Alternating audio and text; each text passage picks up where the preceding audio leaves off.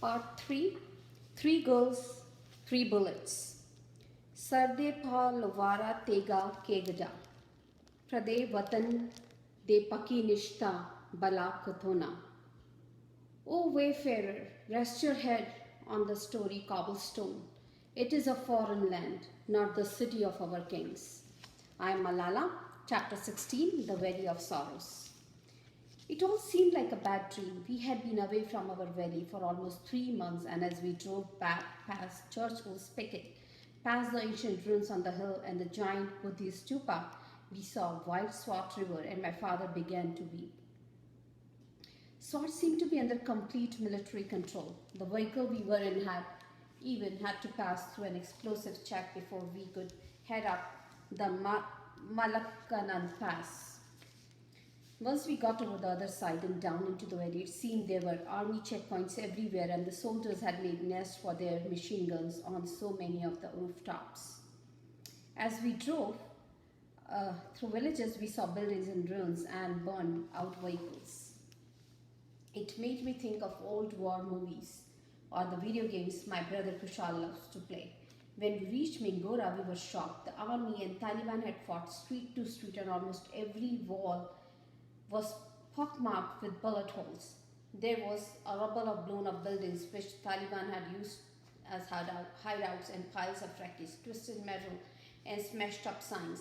Most of the shops had heavy metal shutters, those that didn't had been looted. The city was silent and emptied of people and traffic as its peak has descended. The strangest sight of all was the bus station. Usually it's complete confusion of flying coaches and rickshaws, but now it was completely deserted. We even saw plants growing up through the cracks in the pavings. We had never seen our city like this.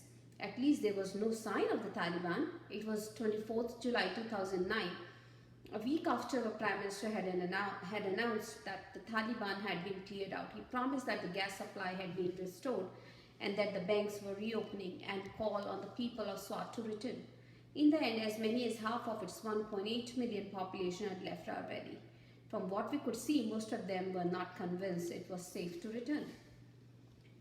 As we drew close to home, we all fell silent, even my little brother, Atal the chatterbox. Our home was near Circuit House, the army headquarters, so we were worried it might have been destroyed in the shelling.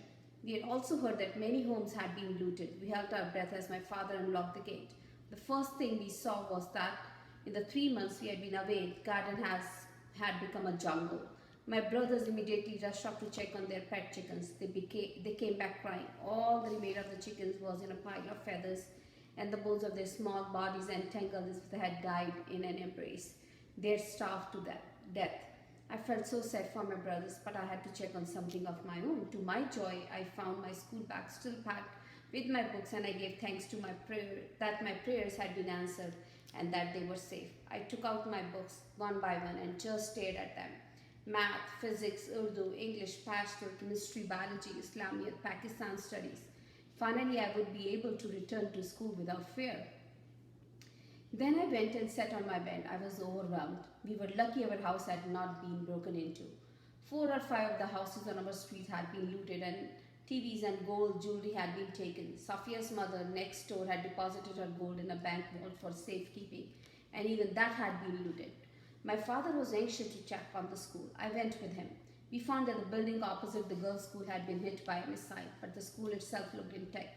For some reason, my father's keys would not work, and we found a boy who climbed over the wall and opened it from the inside. We ran up the steps, anticipating the worst. Someone has been here, my father said as soon as we entered the courtyard.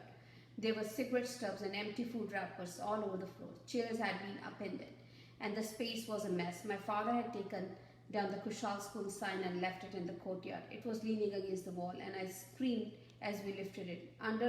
Underneath were the rotting heads of goats. It looks like the remains of someone's dinner.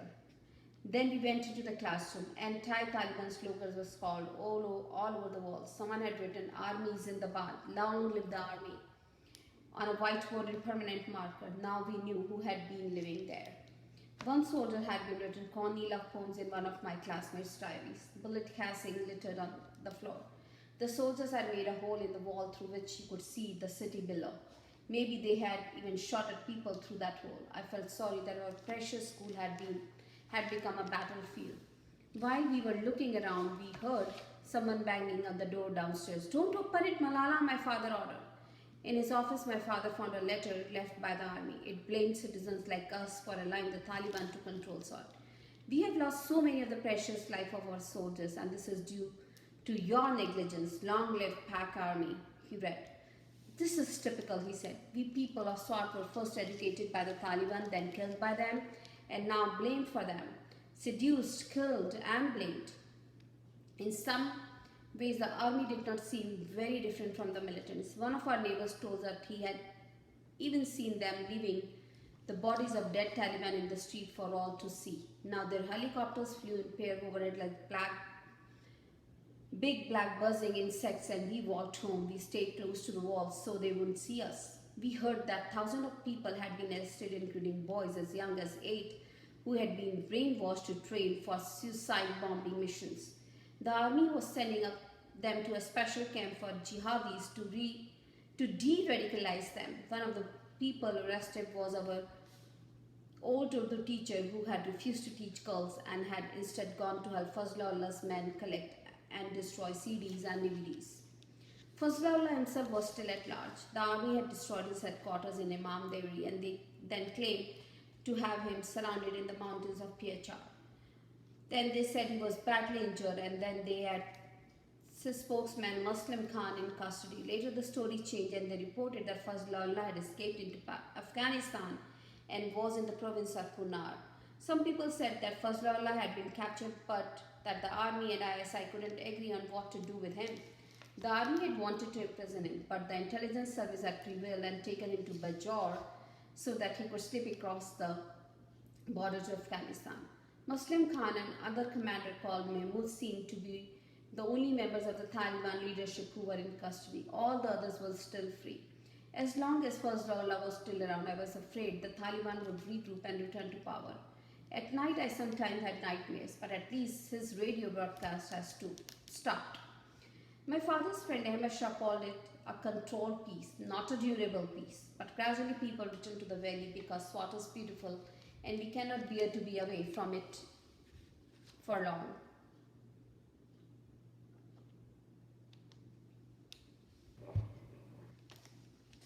Our school bell rang again for the first time on 1st August. It was wonderful to hear that sound and run through the doorway and up the steps as we used to. I was overjoyed to see all my old friends. We had so many stories from our times as IDPs. Most of us had stayed with friends or family, but some had been in the camps. We knew we were lucky. Many children had to have their class in the tents because the Taliban had destroyed their schools, and one of my friend Sindhu had lost her father who had been killed in an explosion. It seemed like everyone knew I had written the BBC diary. Some thought of my father had done it for me, but Madame Mariam, our principal, told them, no, Malala is not just a good speaker, but also a good writer. That summer there was only one topic of conversation in my class. Shija Shahid, our friend from Islamabad, had finished her studies in Stanford and invited 28 girls from Kushal school to spend a few days in the capital seeing the sights and taking parts in workshop to help us get over the trauma of living under the Taliban. Those from my class were me, Muniba, Malka Inu, Rida, Karishma and Sandus, and we were chaperoned by my mother and Madam Mariam. We left for the capital on Independence Day, 14th August, and traveled by bus, everyone brimming with excitement. Most of the girls had only ever left the valley when we became IDPs. This was different and very much like the holidays we read about in the novels. We stayed in the guest house and did lots of workshops on how to tell our stories to people outside who would know what was going on in our valley and help us. Right from the first session, I think Shija was surprised how strong-willed and vocal we all are. We all were. It's a room full of Malalas, she told my father.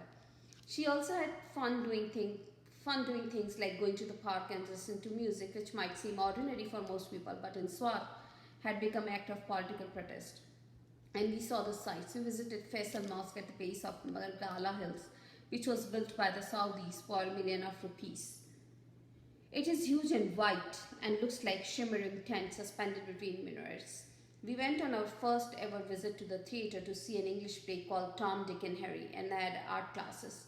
We ate at restaurant, had our first visit to McDonald's. There were lots of firsts, although I had to miss a meal in Chinese restaurant because I was on a TV show called Capital Talk. To this day, I still haven't got to try duck pancakes. Islamabad was totally different from Swat. It was different for us.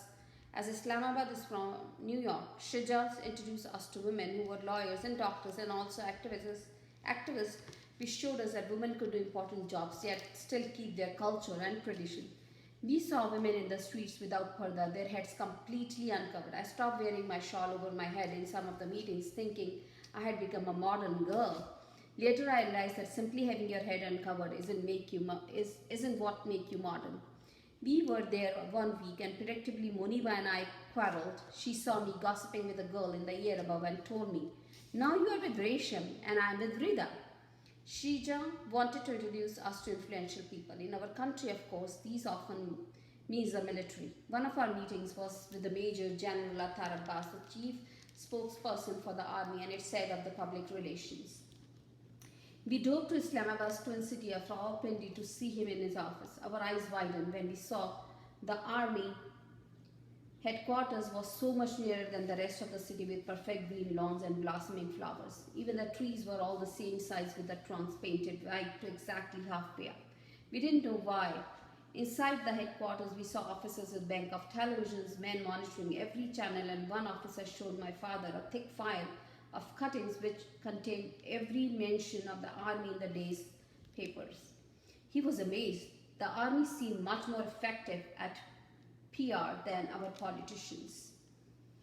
We were taken into hall to wait for general. On the walls were photographs of our army chiefs, the most powerful men in our country, including dictators like Musharraf and Zia. A servant with white gloves brought us tea and biscuits and small meat samosa that melted in our mouths. When General Abbas came in, we all stood up. He began by telling us about the military operations in Swat, which he presented as a victory. He said 128 soldiers and 1,600 terrorists had been killed in the operation.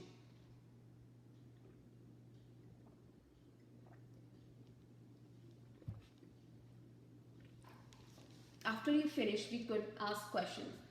He had been told to prepare questions in advance, and I had made a list of 7 or 8. Shija had laughed and said he wouldn't be able to answer so many. I sat in front row and was the first to be called on. I asked, 2 or 3 months ago, you told us Fazlullah and his deputy were shot and injured, and then you said they were in SWAT, and sometimes you say they're in Afghanistan. How did they get there? If you have so much information, why can't you catch them? His reply went on for about 10 to 15 minutes and I couldn't work out what his answer was. Then I asked about reconstruction. The army must do something for the future of the valley, not just focus on the military operation, I said. Muniba asked something similar. Who will reconstruct all these buildings and schools? She wanted to know. The general replied in a very military way. After the operation, first we will have recovery, then rehabilitation, then hold and transfer to civil authorities. All of girls made it clear that we wanted to see the Taliban brought to justice, but we weren't very convinced this would happen. After General Abbas gave some of us his visiting cards and told us contact him if we ever need anything, on the last day we all had to give a speech at the Islamabad club about our experiences in the valley and the Taliban rule. When Muniba spoke, she couldn't control her tears. Soon everyone was weeping. We had enjoyed a glimpse of a different life in Islamabad.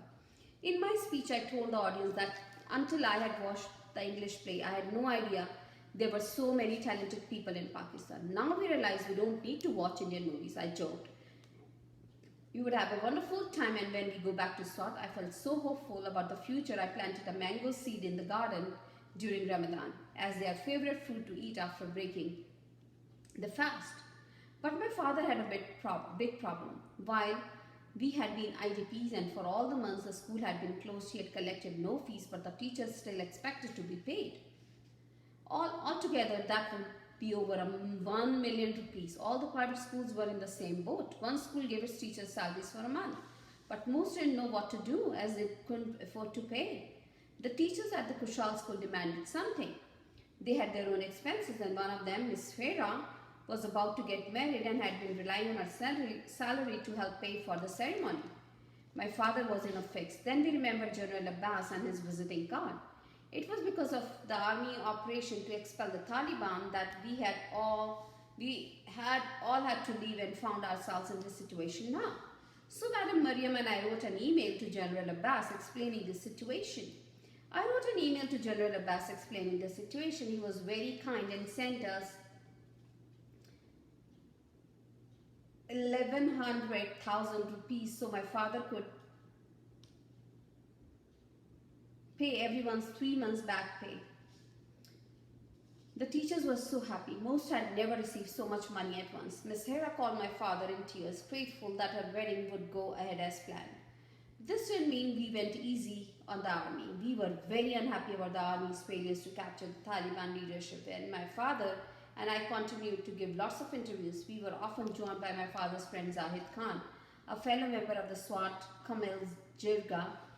He was also the president of All SWAT Hotel Association, so he was particularly eager for life to go back to normal in order so that tourists could return. Like my father, he was very outspoken and had been threatened too. One night in November 2009, he had a very narrow escape. Jahid Khan was returning to his home from a meeting with army official at Circuit House late at night when he was ambushed. Fortunately, many of his family live in the same area and they exchanged fire with the attackers, forcing them to flee.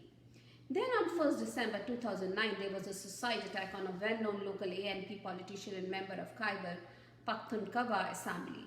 Dr. Shamsher Ali Khan had been greeting friends and constituents for Eid at his Hujra just a mile from Imam Dari, where Fazlullah Allah's headquarters had been when the bomb went off. Dr. Shamsher had been an outspoken critic of the Taliban. He died on the spot and 9 other people were injured. People said that the bomber was about 18 years old. The police found his legs and other parts of his body. A couple of weeks after that, our school was asked to take part in the District Child Assembly SWAT, which had been set up by the charity UNICEF and by PowerCore My Home Foundation for Orphans. 60 students from all over SWAT had been chosen as members.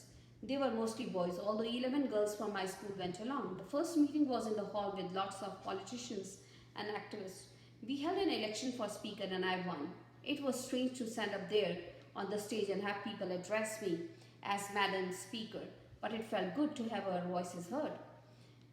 The assembly was elected for a year and we met almost every month. We passed 9 resolutions calling for an end to child labor and asking for help to send the disabled and street children to schools, as well as for the reconstruction of all the schools destroyed by the Taliban. Once the resolutions were agreed, they were sent to officials and a handful were even acted on. Muniba, Aisha and I also started learning about journalism from a British organization called Institute of War and Peace and Reporting, which ran a project called Open Minds Pakistan. It was fun learning how to report issues properly. I had become interested in journalism after seeing how my own words could make a difference and also from watching the Ugly Betty DVDs about life at an American magazine. This was a bit different when we wrote about subjects close to our hearts. These were the topics like extremism and Taliban rather than clothes and hairstyles. All too soon it was another year of exams. I beat Malika and Noor for first place again, although it was close. Our headmistress had tried to persuade her to be a school prefect, but she said she couldn't do anything that might distract her from her studies. You should be more like Malala and do other things, said Madam Mariam. It's just as important as your education. Work isn't everything, but I couldn't blame her. She really wanted to please her parents, particularly her mother. It wasn't the same SWAT as before. Maybe it never would be, but it was returning to normal. Even some of the dancers of Anar Bazaar had moved back, although they were mostly making DVDs to sell rather than performing live. We enjoyed peace festivals with music and dancing unheard of under the Taliban. My father and his friends organized one of the festivals in Markazar and invited those who had hosted the IDPs in the lower district as a thank you. There was music all night long. Things often seemed to happen around my birthday, and around the time I turned 13 in July 2010, the rain came. We normally don't have monsoons in Sweden, and at first we were happy. thinking the rain would mean a good harvest, but it was relentless and so heavy that you couldn't even see the person standing in front of you. Environmentalists had warned that our mountains had been stripped of trees by the Taliban and timber smugglers, so muddy floods were raging down the valley, sweeping away everything in their way. We were in school when the flood started and we were sent home, but there was so much water that the bridge across the dirty stream was submerged, so we had to find another way. The next bridge we came to was also submerged, but the water wasn't too deep, so we splashed our way across. It smelled foul. We were wet and filthy by the time we got home. The next day we heard that the school had been flooded. It took days for the water to drain away, and when we returned we could see chest-high tide marks on the walls. There was mud everywhere. Our desks and chairs were covered with it. The classroom smelled disgusting. There was so much damage that it cost my father 90,000 rupees to repair, equivalent to the monthly fees for 90 students. It was the same story throughout Pakistan. The mighty Indus River, which flows from Himalayas down through KPK and Punjab to Karachi and the Arabian Sea, and of which we are so proud, had turned into raging torrent and burst its banks. Road, crops, and entire villages were washed away. Around 2,000 people drowned and 14 million people were affected. Many of them lost their homes and 7,000 schools were destroyed. It was the worst flood in the living memory. The head of the United Nations, Ban Ki-moon, called it slow motion tsunami. We read that more lives had been affected and more damage had been caused by the floods than the Asian tsunami. Our 2005 earthquake, Hurricane Katrina and Hayati earthquake combined. Swat was badly flooded by the river Swat and its tributaries. 34 of our 42 bridges had been washed away, cutting off much of the valley. Electric panels had been smashed into pieces, so we had no power. Our own streets was on hills, so we were a bit better protected from the overflowing water. But we shivered at the sound of it, a growling, heavy-breathing dragon devouring everything in its path. The riverside hotels and restaurants where tourists used to eat trout and enjoy the views were all destroyed. The tourist areas were the hardest hit parts of Swat. Hill station resorts like Malam Zaba, Madian, Bahrain were devastated, their hotels and bazaar in ruins. We soon heard from our relatives that the damage in Shangla was unimaginable. The main road to our village from Alpuri, the capital of Shangla, had been washed away and entire villages were submerged. Many of the houses on the hilly terraces of Karshar, Shahpur and Parkana had been taken by mudslides. My mother's family's home, where Uncle Faiz Muhammad lived, was still standing, but the road it stood on had vanished. People had desperately tried to protect what little they owned, moving their animals to higher ground, but the flood saturated the corn they had harvested, destroyed the orchards, and drowned many of the buffaloes. The villagers were helpless. They had no power all their makeshift hydroelectric projects had been smashed to pieces. They had no clean water as the river was brown with wreckage and debris. So strong was the force of the water that even concrete buildings had been reduced to rubble. The school, hospitals, and electricity stations along the main road were all razed to the ground. No one could understand how this had happened. People had lived by the river in Swat for 3,000 years and always seen it as a lifetime, not a threat, and our valley as a heaven from the outside world. Now we had become the valley of sorrows, said my cousin Sultan Rome. First the earthquake, then the Taliban, then the military operation, and now just as we are standing to rebuild, devastating floods arrived to wash all work away. People were desperately worried that the Taliban would take advantage of the chaos and return to the valley. My father sent food and aid to Shangla using money collected by friends in the SWAT Association of Private Schools. Our friend Shija and some of our activists we had met in Islamabad came to Mingora and distributed lots of money. But just like during the earthquake, it was mainly volunteers from Islamic groups who were the first to arrive in the more remote and isolated areas with aid. Many said the floods were another reproof from God for the music and dancing we had enjoyed at the recent festivals. The consolation this time, however, was that they had no radio to spread this message. While all this suffering was going on, while people were losing their loved ones, their homes and their livelihoods, our president Asif Zardari was on holiday at Tatu in France. I am confused, Rabba, I told my father. What's stopping each and every politician from doing good things? Why would they not want our people to be safe and to have good food and electricity? After the Islamic group, the main help came from the army. Not just our army, the Americans also sent helicopters, which made some people suspicious. One theory was that the devastation had been created by Americans using something called HAARP, High Frequency Active Auroral Research Program, technology which causes huge waves under the ocean, thus flooding our land. Then, under the pretext of bringing in aid, they could legitimately enter Pakistan and spy on all our streets. Even when the rain finally ceased, life was still very difficult. We had no clean water, no electricity. In August, we had our first case of cholera in Mingora, and soon there was a tent of patients outside the hospital. Because we were cut off from supply routes, what little food was available was extremely expensive. It was peach and onion season, and farmers were desperate to save their harvest. Many of them made hazardous journey across the churning swollen river on boats made from rubber tires to try to bring their produce to market. When we found peaches for sale, we were so happy. There was less foreign help than there might have been at another time. The rich countries of the West were suffering from an economic crisis. The President Zardari's travel around Europe had made them less sympathetic. Foreign governments pointed out most of our politicians weren't paying any income tax, so it was a bit much to ask hard-pressed taxpayers in their own countries to contribute. Foreign aid agencies were also worried about the safety of their staff after a Taliban spokesperson demanded that the Pakistan government reject help from Christians and Jews. No one doubted they were serious. The previous October, the World Food Programme office in Islamabad had been bombed and 5 aid workers were killed. In Swat, we began to see more signs that the Taliban had never really left. 2 more schools were blown up and 3 foreign aid workers from a Christian group were kidnapped as they returned on their base in Mingora and then murdered. We received other shocking news. My father's friend, Dr. Muhammad Farooq, the vice chancellor of Swat University, had been killed by 2 gunmen who burst into his office. Dr. Farooq was an Islamic scholar and former member of Jamaat-e-Islami Party. As one of the biggest voices against Talibanization, he had even used a fatwa against suicide attacks. We felt frustrated and scared once again. When we were the IDPs, I had thought about becoming a politician. Now I knew that was the right choice. Our country had so many crises and no real leaders to tackle them.